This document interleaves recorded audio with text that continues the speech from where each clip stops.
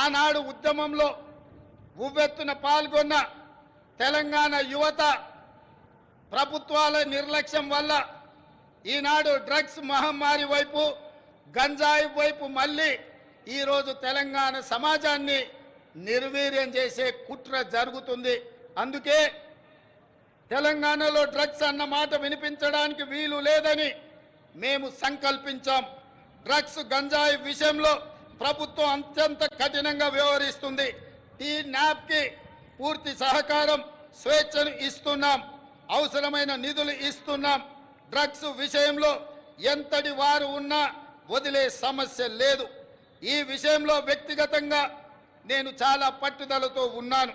మన భవిష్యత్తు, యువత భవిష్యత్తుకు సంబంధించిన ఈ అంశం అందుకే ఉక్కు పాదంతో అణిచివేయాలని మా ప్రభుత్వం సంకల్పించింది. డ్రగ్స్ ఫ్రీ తెలంగాణ ప్రభుత్వ పరంగానే కాదు, వ్యక్తిగతంగా నేను ఎంతో ప్రాధాన్యతను ఇస్తున్నాను. అదేవిధంగా మిత్రులారా, ప్రజాపాలన ప్రజల వద్దకు చేర్చాలన్నది మా ఆలోచన. ఇందిరమ్మ గ్రామ సభల ద్వారా 2023 డిసెంబర్ 28 నుండి 2024 జనవరి 6 వరకు అభయహస్తం గ్యారంటీలను అమలుకు దరఖాస్తులను స్వీకరించాం.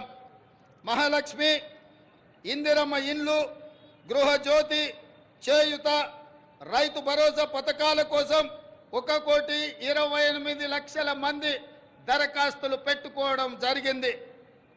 ఇందులో డూప్లికేట్ దరఖాస్తులు మినహాయించగా 1,09,000 దరఖాస్తులు మిగిలాయి.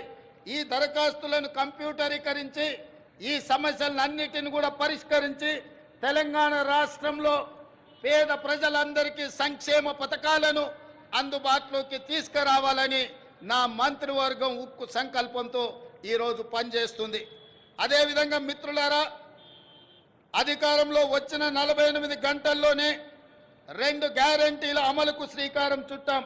ఆడబిడ్డలకు ఉచిత బస్సు ప్రయాణ సౌకర్యాన్ని కల్పించాం.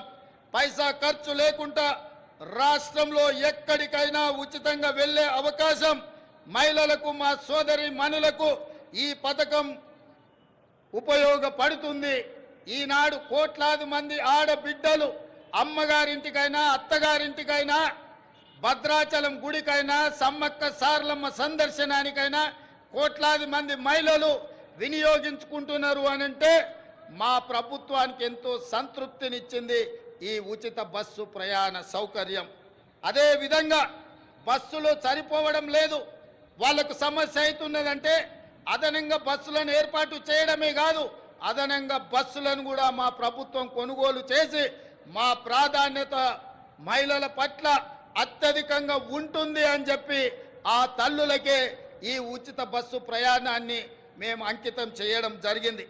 అదేవిధంగా పేదల ఆరోగ్య విషయంలో రాష్ట్ర ప్రభుత్వం ఆనాడు డాక్టర్ వైఎస్ రాజశేఖర రెడ్డి గారు ఉన్నప్పుడు శ్రీమతి సోనియా గాంధీ గారి నేతృత్వంలో ఆరోగ్యశ్రీ పథకాన్ని తీసుకువచ్చి పేద ప్రజలకు ఆరోగ్యాన్ని, కార్పొరేట్ వైద్యాన్ని అందించడం ద్వారా ఆ కుటుంబాలను ఆదుకునే విధంగా ఆనాడు ఆ పథకాన్ని ప్రవేశపెట్టడం జరిగింది.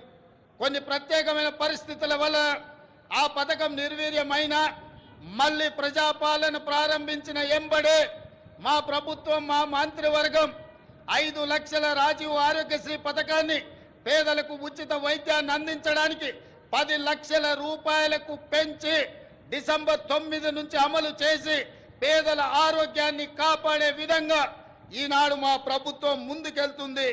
అందుకే ఈరోజు పేదల యొక్క ఆరోగ్యం మా ప్రభుత్వం యొక్క బాధ్యత అని చెప్పి సగర్వంగా నేను తెలియజేస్తున్నాను.